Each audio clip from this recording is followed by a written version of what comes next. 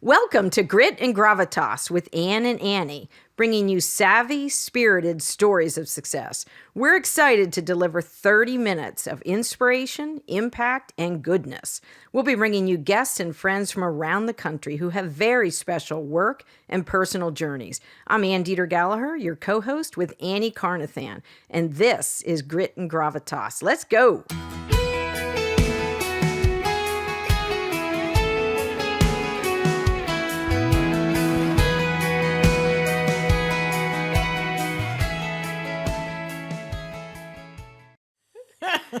Annie Carnathan, welcome. This is the beginning of season 3. I'm beyond excited. Very excited. I feel like we're on this journey that continues to be uncharted, but better, more fulfilling, more impactful for the folks listening. Yesterday, we have a woman from Philadelphia now who comes in on the train, and her parents are still in Mechanicsburg locally. So her dad picked her up, and on the way to work, they were listening to Grit and Gravitas together. Tanya Ulsh, I think, was Tuesday's release. And that's exciting. I listen and listen again. And I think the impetus for Grit and Gravitas is just our own curiosity. And the more we dig deeper and unearth, new people to talk to, new professionals, different generations on their journey, the more I learn, and I kind of feel the more everybody else is learning, regardless of what generation you are. Well, exactly. And when you look at the business, which we both thrive in and love and have committed our careers to, there's always a story behind the business. I know. And it's always the leaders, and it's always bringing to market so many variables, not just about jewelry, right, or banking, or any of the myriad of women that limousines and transportation. Incredible. So today's topic is interesting, even more interesting because some of it's going to be new to you. So we're really going to tap into your spontaneity here. And I'm ready. Put me in, coach. So this is born from a conversation I had with a very young lady, recent college graduate, who is working in a city, a big city. And she shared, as we were talking, she's a podcast fan, listener, trying to find great resources to map out her career journey. So she is 22 and in finance. And she told me that the corporation that she's at, I said, tell me about your experience so far. And she pretty hardcore. She digs in from the minute she gets there. So it's like an 8 to 5, kind of old school, but they're 5 days a week in office? Yes. 5 days a week in the office. That is a big city. Doesn't really, you're not texting her during the day, which is even another, you can't even order at a fast food restaurant that someone back behind the counter is on their iPhone. But very, very interesting conversation. I want to deal with it, and I want your insights, and I'd love to hear feedback from our listeners and watchers on YouTube. She said something that discouraged her or was interesting, and I'm going to call it the Queen Bee syndrome. And I like it already. It's really a revelation on women, senior women, if you would, women that are, 40, 50, in their 60s in the workplace, and their dynamic with our new generations coming in, Gen Z, Gen X, all of the experiences. And one thing, so this young lady, college grad, degree in finance, is coming in, and one of the senior women in the office who she engages with regularly, she just feels, whether it's intangible, like a workplace culture environment thing, that she's not getting the information she needs. And to do her job. Yes. And do her primary job. This female is not adversarial, but not really supportive. And I said, I hear you. I'm discouraged and dismayed to hear that. But I think there's a couple, I have seen that myself, watched it, mainly from afar, and heard a lot of other women in our businesswomen forums, share some of those experiences. But I really thought that women shouldn't be opening doors to our younger females in the workplace. We have got to show the way. We are the role models. And I say queen bee, that's a term that those women who have risen to the top or near the top, whether it's C-level, management level, are not opening doors for younger women on the way up, are not shepherding them, are not stewarding them, advocating for them. And it's very, very discouraging. It is, I feel, well, I'd love to get your feet before I say why I think that is. Give me your response. Has it ever happened to you? Do you see it in the workplace? I find more and more, and I don't want to spend the entire show asking you questions about this, because to peel that onion, think about the miles on the queen bee. Oh, totally. Think about her journey, of which we know nothing. Think of her setbacks, comebacks, her disappointments, whether or not she was open at some point and just got dismantled or destroyed or not rewarded for it. Let's just talk about her personality. Yeah.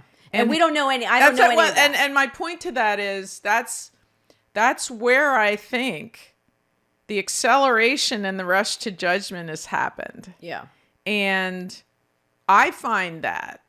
And I just try to make it simple, not easy, but simple in terms of what is the dynamic of generations in a family and how they communicate, right, and how they're perceived and what they say.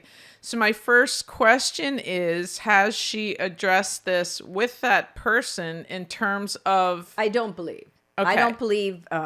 It's more, she's new. Right. College, is it her direct boss? I believe. And I've seen this as a male and female. You've got the young, bright, energetic college grad coming in, perhaps those above that are superiors or on an equal managerial level or entry level are not. So immediately there's this bristle, like, okay, who do you think you are, coming in? And people have to navigate that. Well, they do. And from the jump, when you think about, a finance degree in 4 years, that's a teacher-student relationship where students are sitting there getting 100% of their assignments, what they're supposed from their teacher. Right. And this is not that. It's a huge sea change.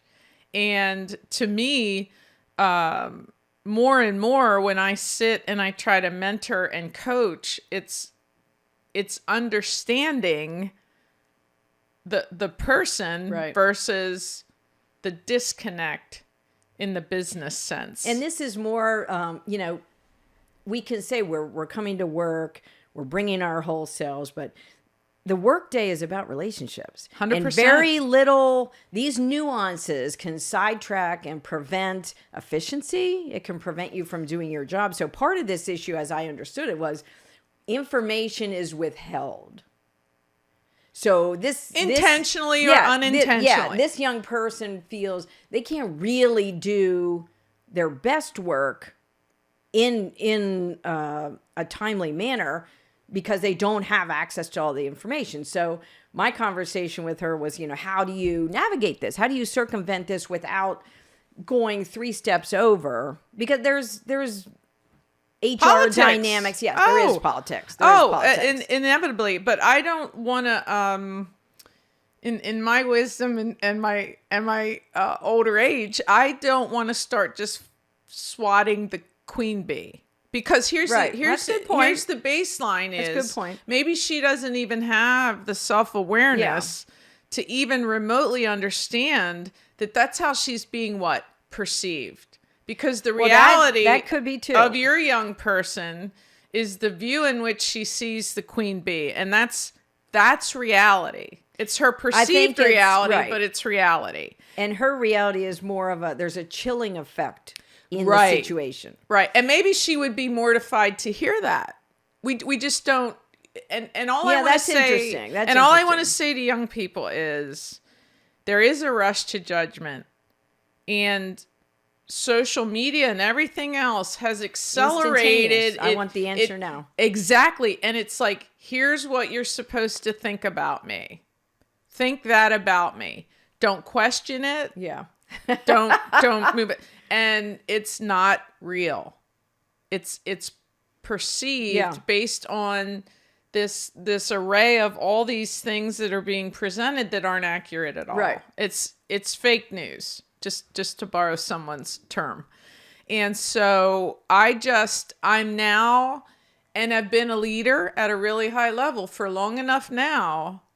Oof. And sometimes, and I don't know either one, thank goodness. This is why my spontaneity matters. And it's not in our city. It doesn't, I mean, even if we were hypothetical, it's phenomenal, right? This is why we're doing this. But to me, it's sort of like there are just so many different things that you have to unpack in a brand new relationship. And I think it's easy to just roll up everything and put it at the feet of someone versus looking in the mirror, even if it's just a glance.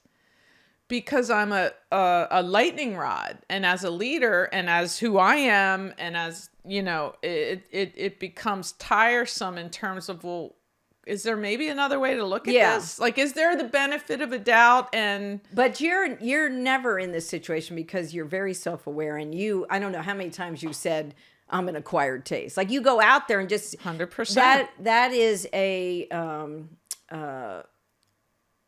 so authentic, and you're just out there telling people situations arise, you know.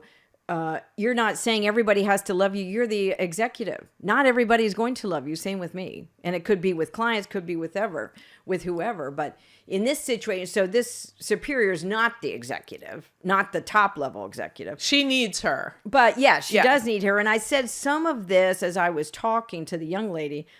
Some of it I have seen that women in our generation say, have made it to the top, or the top of what their career. Right. And they're saying, listen, gang, you figure it out. I made my path. Maybe maybe they're perceiving the younger lady's path is easier now because of all the barriers that there's still barriers, but all the like parents think their children's path is right. No, there are always parallels. Yeah, there's nothing new, right? So that could be fire was the last meaningful invention, right? So I said, you know, absolutely, it does exist. It exists, you know, in an office setting. Not just with women, it exists with young men. And I shared an example of another young man new to his position and the superior who was going to retire. So they bring the young, you know, younger college grad in to a very, very seasoned person who, again, it was an information, either didn't know how much he should share with the young person. This person was retiring, so it wasn't like not being kicked out. They wanted him to impart all this wisdom. And there was a disconnect. There was a sense of, you're not learning fast enough. What's the deal? Why wouldn't you know this? Me. Yeah, you're not me. Exactly. Now, what changed this? And I told the young lady I was talking to at a company event in this situation, the soon-to-be retiring person, it was a Christmas event, met the young man's wife. And they ended up with a family connection, like a non-business situation softened this, changed the dynamic entirely. So when we say bring your whole self, there's lots of things to our whole self that will impact in a positive way your workplace situation. You know, when you start talking, I hear, you know, you're the mother of a son and he's a scout. Like, we have an immediate connection. Yes. Whether relational. Whether I've just met you or not. And so I think when we do intentionally invest or share some of, you know, family life or things we like to do in our spare time, that softens some of this a bit. So anyway. And I would submit to you that that's what people who don't want a connection, who and there's that too, who appear to be colder, yes, chilled, and more militant, and just, it's because they don't want to find that connect. Because look, we all have one. Yeah. Right. Yeah. We absolutely, unequivocally all have one. And that's what I want to find, because that's much, much more meaningful to me than a business transaction. And it's how foundational trust and commonality become. It literally warms everything up. Because in the beginning, how could it not be cold? So now, what's your take on Queen Bee? Should we call the girl a drone? Is that a lesser bee? Like, if we're going to do a Queen Bee, I don't know. Drone? No. New to the hive. Yes, new to the hive. That's good. That's really good. Yeah. So what's your take on Queenie? She could be tired. She could be mismatched in her role. This is a challenge. We had Monica Gould on several episodes ago. Fantastic. Who is an expert in organizational development. Yes. And workplace culture. And this is a challenge. When we throw around diversity, equity, inclusion, there's a generational component to this in the workplace. We have 4 and 5 generations now in the workplace. I want to talk to people like you. Well, all of my sons would rather text. Well, I don't want to text. I want to talk through, in the workplace. So you're working through even different forms of communication of how, if you're collaborating on a team, are you walking next to the office? Well, no, because some of the people are remote. So now you can't do that. Are you going to Zoom? And are you going to turn your camera on? That's another thing. I don't care for Zooms with cameras off. I don't even know who I'm talking to. So you have all these different dynamics. I did say there's a careful path to finding out exactly what's wrong. You can't jump over your superior and take this situation, to the CEO. That's not appropriate in my opinion. So you would have to exhibit more grace and be friendly and give it a chance, give this woman a chance to warm up a little bit. She's probably, in my opinion, there's some threatening, she may be threatened that the younger person is coming in. Is she, taking over some of her responsibility? Precisely. I don't know any of that. But what do we do when there's that relationship for it? We take it personally. Totally. With zero populated variables in our frame of reference. Nothing. First, just acknowledge that I'm out there. Like, I haven't fully mastered that, whether it's with a client, whether it's with a colleague, whether it's in an organization, I take it way too personally. And I go back to like the beginning of radio, and people would say, how do you get so many appointments? And I just like, to me, it was a process of elimination. Awesome. I mean, it wasn't. I'm hoping it rubs off because you survived that fabulously. You are like a honey badger. What is a honey badger? A honey badger. We got queen bees. We got honey badgers. We got drones. Honey badger doesn't give a darn. I'll say it that way. You plow. Is that an animal though? Seriously, I know a football player was nicknamed the honey badger. A badger. Okay. I like the honey part myself. Yes. Yeah. Sweetens me up. You're very good at eliminating the outside barrier. You're not bristly. You don't have a chilling effect. But you're okay with people telling you no, or people maybe not loving you. I'll put it that way. And most people, it stops us in our tracks, and that's not good. I think when it's, how in the world would I have a goal to have everyone love me? I know, and you said in a prior episode, I won't forget this, you don't love everyone, which is so true. But so why do we expect everyone to love us? That's the exchange. Yeah. And I think because someone that I perceive, maybe that I have a relationship with or whatever, is a queen bee. Okay, I'm not going to get stung by her today. I'm just going to go over here. People have So what are the tips not to get stung? Well, there. Business vitamin.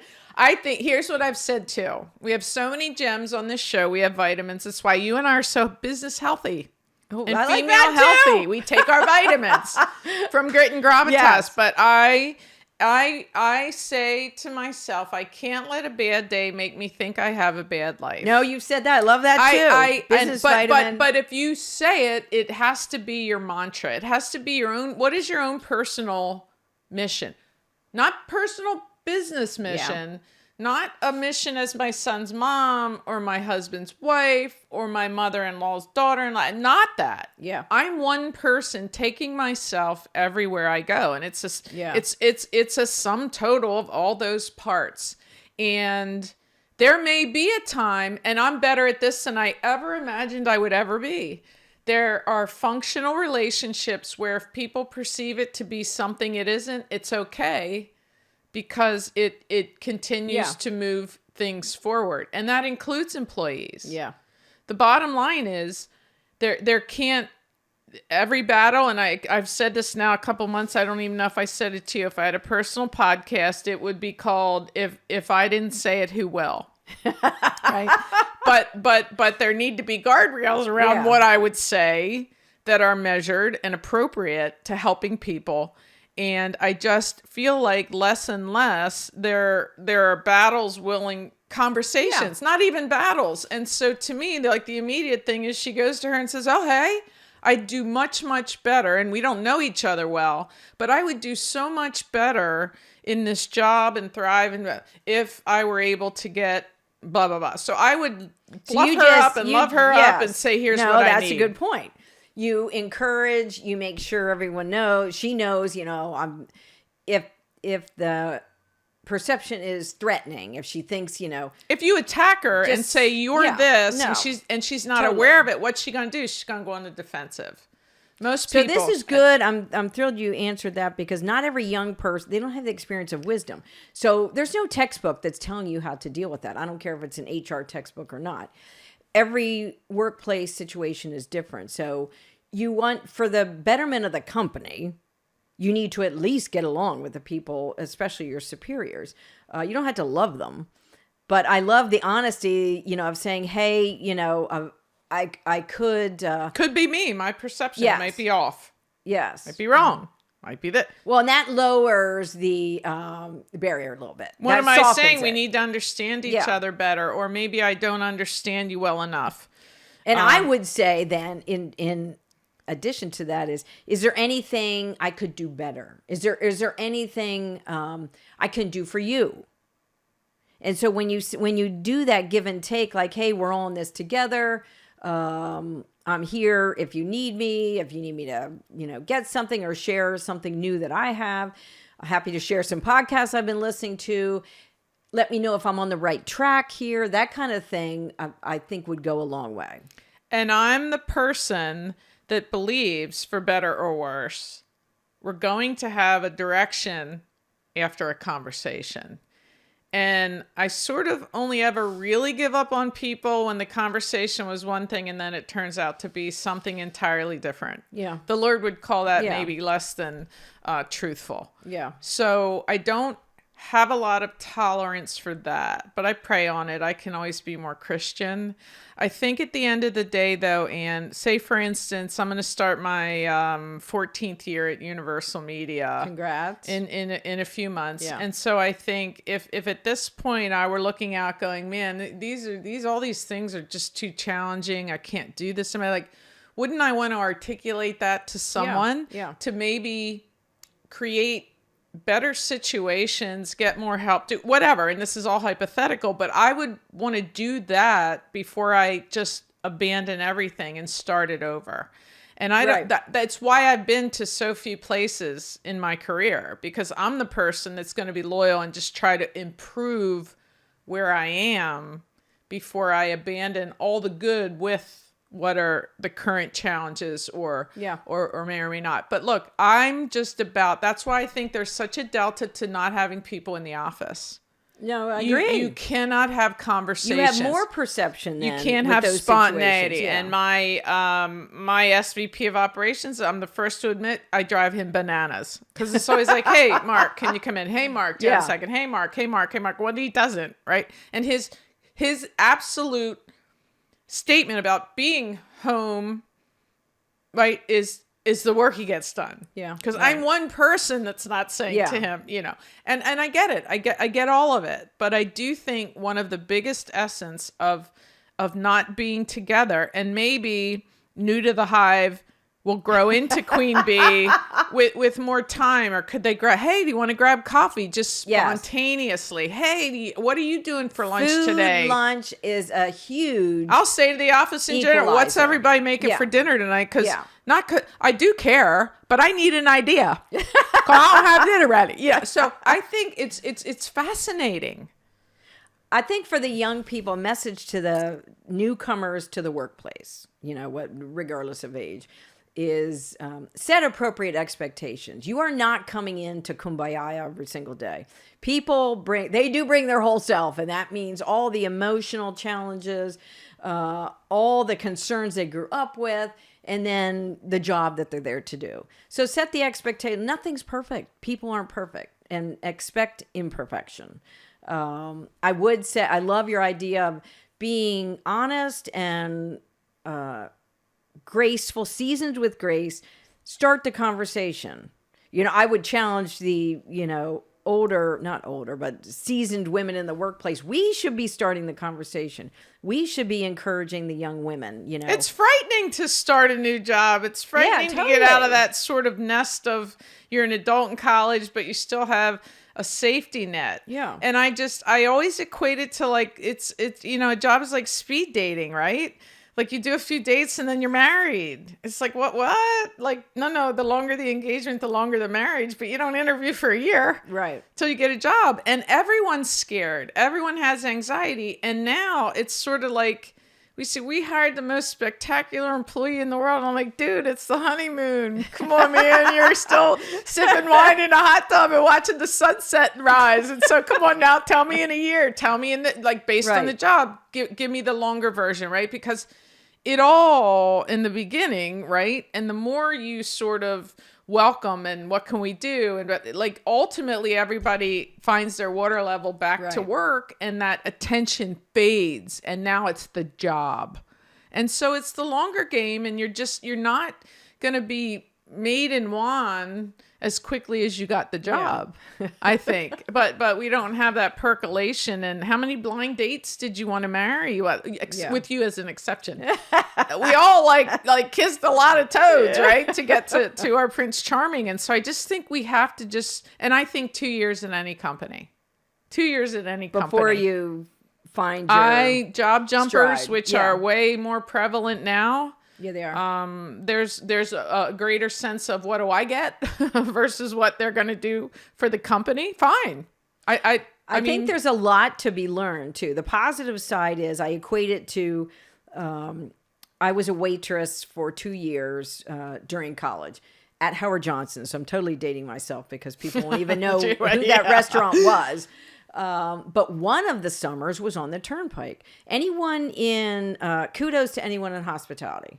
I feel like every person should do some stint in a service industry to understand. But Fun fact, I did it real quick, an internship with the American Heart Association, unpaid, and I had to pay for everything. So that's what I did. So when you learn how to deal with people, which this young lady's learning, there's no manual to deal with queen bees or people that are purposefully or unknowingly withholding information. But when you're a waitress to tired, angry travelers who have already spent all their money on vacation, they're leaving you a quarter tip. That's what you're getting. What I had to learn was I still smile. I still made their milkshake, which was old school scooping, and it wasn't like a machine where soft serve. I still, took their order back to fix it or whatever with a smile. And you learn to do that. You learn to deliver good service because that's a trait you want to be known for. That helped me in the workplace. This is this young lady's, angry traveler situation. And she will have to navigate, you can't quit every time you run up against a person you aren't getting along with or a situation that you want to fix. And here, to your earlier point, you have to display patience. And it's not a common trait in social media now. We've learned we want everything immediately. We want it fixed immediately. We want our hair done. We want to be perfectly presented. This takes work, and this will take time. Right there, everyone. That's a mega business vitamin. You might not need to take one vitamin tomorrow because we're going to need a lot. And and a waitress breakfast, and all you're doing is madly, blindly running around. But the skills you learn, they have helped me for the rest of my career. It's why it's part of your superpower. Your essence just is the pleasant, the smiling, and look, like there's got to be a lot behind the scenes that aren't that way. And I think it's a training ground. So maybe this young lady, look at this as a training ground. This is going to prepare me for something bigger. If nothing else, it's going to prepare her as she moves up the career journey of what not to do. For the younger people in the office. And are you brave? Are you acting brave? But here's the thing, and I'll tell her this, right? This is happening for a reason. And it isn't the people like you and I that have instant chemistry and karma and philosophically faith-based, business-wise, massive respect. Like, no. What you learn the most through is communicating with people who are difficult for you, who aren't like you, who you have to find commonality to sustain and survive. Those are the things. So people say, oh, she's so tough. Oh, he's blah, blah, blah. Nope. Yeah. They're people to me. They're not intimidating. They're not any different than I am. We're trying to collaborate. I want to help them. They want to help me. This is what I believe. Now, or Queen Bee could just be miserable and not a nice person and somebody that she's just, again, is she brave or is she acting brave? But look, it's for a reason or a season. And could turn out to be a mentor for her. Yeah. I would challenge the women who are of our generation. So been a couple decades in the workplace. I would say surround yourself with other women who will tell you the truth. Who will say... that's a whole other podcast. And I'm not thinking, did you really want to say that to that person? Did you want to come off that way to... in our world, I'm working with a lot of young reporters now, very young, straight out of college this week, 2 of them with clients. And I made sure to say, hey, you're new to the area. You are new to the business. If you're working on any story, nothing to do with any client I have, and you need a source, text me, call me. I'm happy to do that. I say that to everybody. I'm male, female. But I think we as older women need to check ourselves at the office door. Are we coming off this way? Is there something, 100% perception we're giving to the younger people, like, doors shut, don't come talk to me? Are we saying to the younger people in the office, can I take you to coffee? Do you want to spend some time, where I can share a little bit about the company story or some of my challenges, and maybe it will help you. So I think surround yourself with people who are going to tell us the truth. Yeah, and I would say at this point on the journey, I'm growing weary of the people that say that, who don't really want to. Well, true. It's true. Right. If they say that to you, they're getting it anyway. Well, now I have to get smarter about that because I won't continue to do that. Yeah, okay. Right. Because there's ways that gets manipulated, right? Especially from a business person. And you only have to get like a couple 100,000 lessons to understand that there has to be a But I have apologized before you say we're done. I know you're going to say that. We're way overdone. I have apologized to people in situations where I said, I didn't mean to come off. People perceive things different ways. And I'm not going to say I didn't, that's your problem. I'm going to say I didn't mean to come off A, B, or C. If that's the way it sounded, I'm so sorry. Well, there's a sensitivity there too. And I think, again, this is why we need to do more of you and I, because of this, like peeling the onion. Well, and just battleground stuff. Yeah, it is battleground. It is. And so again, if someone can take one single thing from this at any point, and honestly, I just say to people, like, it's your feelings get hurt. It's a setback. generally business is not fatal. Yeah. You're going to be okay. No, that's great. That's great. Business is not fatal. It's all good. And you don't have to have the persona like somebody's always going to want me. Yeah. Because I want me, right? And I think it's just a natural sort of confidence around the fact that I've always tried to help people, and I absolutely believe someone will be there to help me. So Right. to the older women in the workplace, reach out to the younger people and Enjoy take them, where your years have taken you, share your story. and with the few years you have left, Yeah. do something beneficial and meaningful with it. No, that's good. Younger women, look for great opportunities, and we have a bright future ahead. Find us. Yeah. Right? There you go. You got to kiss a lot of toads. Text right? us. Find us. Yeah. Reach out to us. So we're excited about Season the future 3. too. Let's go. Yeah, Deeter, Gallaher. It's good to see Have you. a high gear day. Cheers to all of our fans and listeners. Thank you so much. Cheers. Thanks for listening. It's our desire that these stories will bring energy, ideas, and fresh thinking that you can use today. Subscribe to our podcast and follow us on Instagram, and have a high gear day.